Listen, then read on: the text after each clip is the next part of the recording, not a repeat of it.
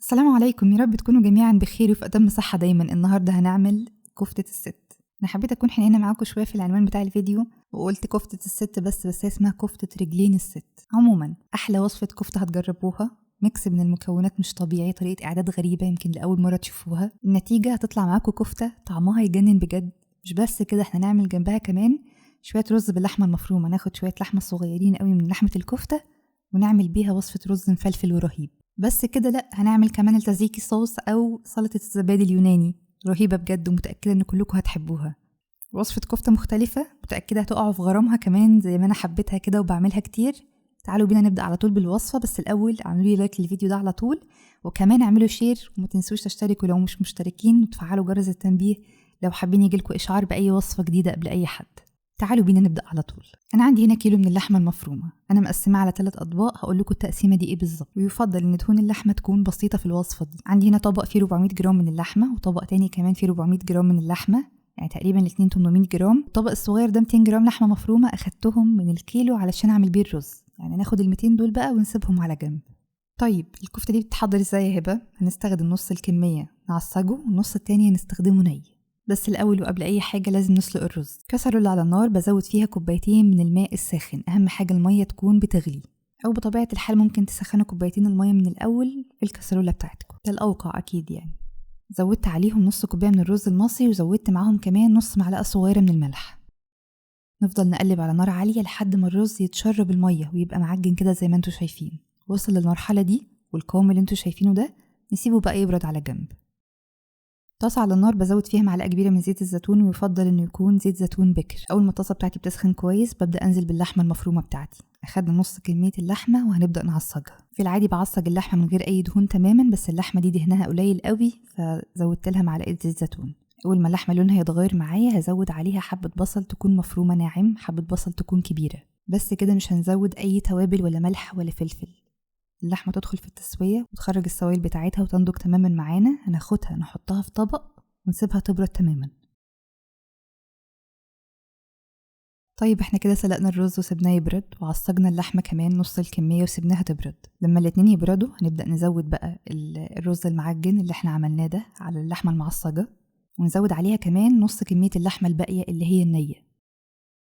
هزود بقى عليهم التوابل، معلقة صغيرة من الملح، نص معلقة صغيرة من البابريكا، نص معلقة صغيرة من الفلفل الأسود، ونص معلقة صغيرة من ال7 بهارات.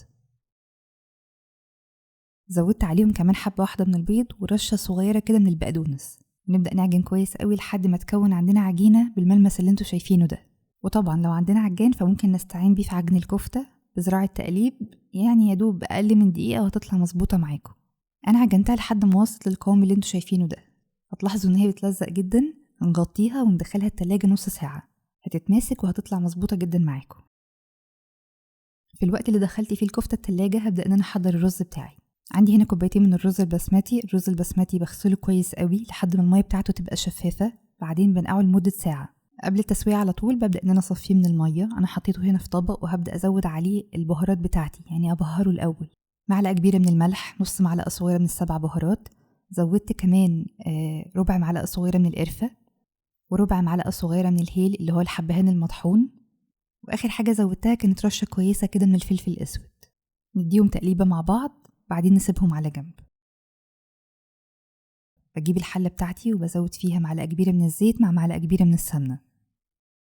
زودت عليهم حبة بصل كبيرة تكون مفرومة، وزودت كمان فص واحد يكون كبير من الثوم المفروم.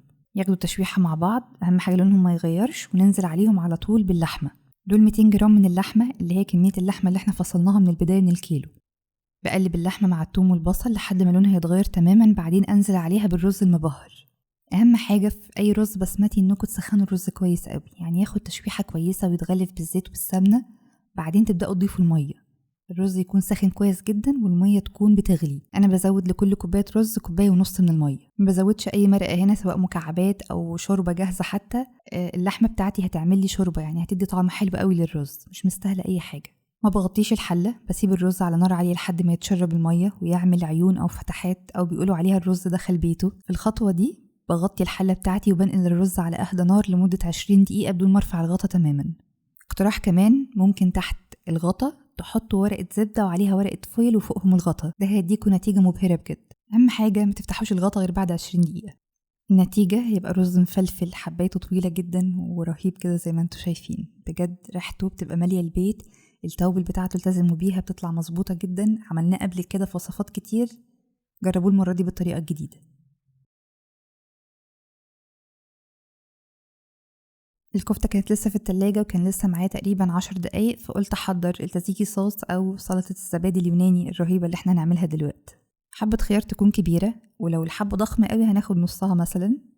بنقشرها بعدين نفرمها ناعم أو نبشرها. ممكن تحطوها في شاش أو في مصفى ناعمة زي دي. زودت عليها رشة من الملح وهسيبها تنزل المية بتاعتها على جنب.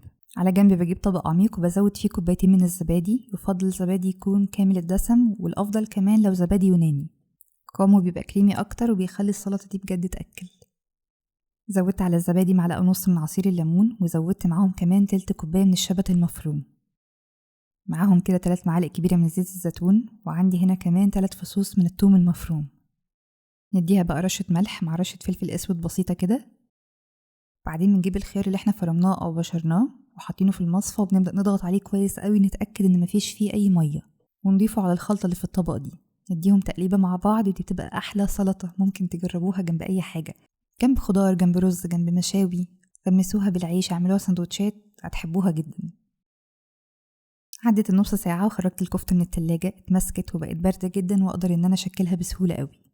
جنبي كده طبق فيه شوية زيت زيتون بيسهل علينا نشكل الكفتة أسرع بكتير.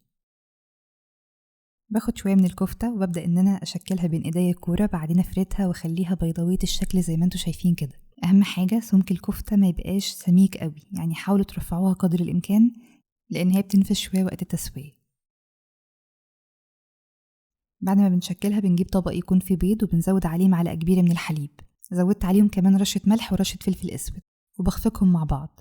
والطبق التاني عندي فيه بقسماط ناعم. زي ما بنعمل أي كفتة لحمة مقلية، بناخد الأول الكفتة نحطها في البيض من الجهتين، بعدين ننزل بيها في البقسماط. اضغطوا عليها كويس قوي لحد ما تتغلف بالبقسماط من كل جهة ويبقى ماسك فيها كده. ده هيخلي الغلاف ما يفكش معاكوا إطلاقا. اللي تخلص حطوها على صينية على جنب. طاسة على النار فيها زيت، بستنى لحد ما الزيت بتاعي يسخن كويس، بعدين ببدأ ان انا انزل بالكفتة بتاعتي. ما تزودوش كمية الكفتة قوي، يعني ما تقلوش الكمية كلها مرة واحدة علشان تبقى مقرمشة معاك وتاخد لون حلو. هتلاحظوا ان الكفتة بدأت تنتفخ معاكوا، نزلوا النار للوسط شوية، بعدين لما تاخد لون من تحت اقلبوها على الجهة التانية. التسوية بتاعتها مفيش ابسط منها.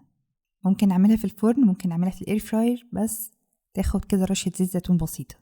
شوفوا اللون وشوفوا القرمشة وشوفوا القوام بتاعها عامل ازاي. خرجوها بقى على شبكة او على راك، بلاش على مناديل علشان ما تبقاش طرية معاكم. هي هنا مقرمشة جدا فما تستاهلش انها تبقى طرية. نخلص اول جزء ونخرجه، بعدين نقلي الكمية اللي بعدها. اساسي بقى تقدموا معاها بطاطس، كمية بطاطس كويسة كده، بعدين نرص الكفتة كده في الدوران بتاع الصينية مثلا او الطبق اللي بنقدم فيه. اوريكم بقى قوامها من جوه عامل ازاي، مش مكتومة اطلاقا، تحسوا ان هي بتدوب كده وانتوا بتاكلوها. طبقة مقرمشة من بره لكن من جوه دايبة.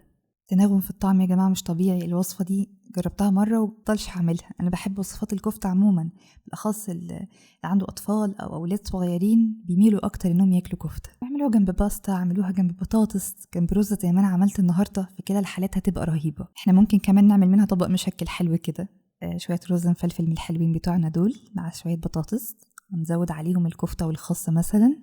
وما ننساش التزيكي صوص، هيديها طعم حلو قوي، يعني غمسوا الكفتة بيها رهيبة بجد. إذا حابين شوية سبايسي ممكن شوية سيراتشا كده على رز من فوق يأكلوا. كيلو اللحمة ممكن تاخدوا منه 200 جرام زي ما احنا عملنا، تعملوا بيهم الرز. ويتبقى عندكم 800 جرام، 400 نعصجهم وال400 التانيين هنضيفهم نية. لو مش حابين تعملوا رز فقسموها 500 جرام و500 جرام. تجربة حلوة ومختلفة، أتمنى انكم تجربوها وتعجبكم. متنسوش تسيبولي رأيكم في التعليقات، كمان متنسوش تقولولي ليه سموها بالاسم ده، لأن بجد نفسي أعرف الاسم ده ليه. اعملوا لايك وشير للفيديو ده. لو مش مشتركين اشتركوا وفعلوا جرس التنبيه لو حابين يوصلكوا إشعار بأي وصفة جديدة قبل أي حد. أشوفكم على خير في فيديو جديد يا حلوين، مع السلامة.